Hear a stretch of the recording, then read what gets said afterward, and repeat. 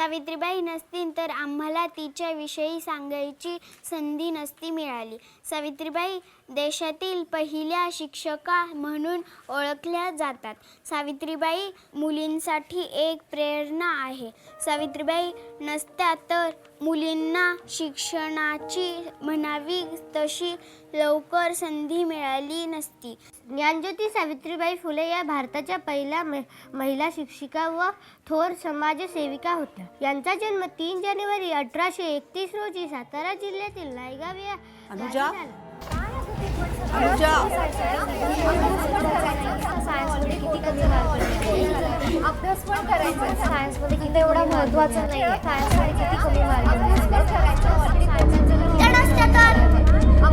करायचा.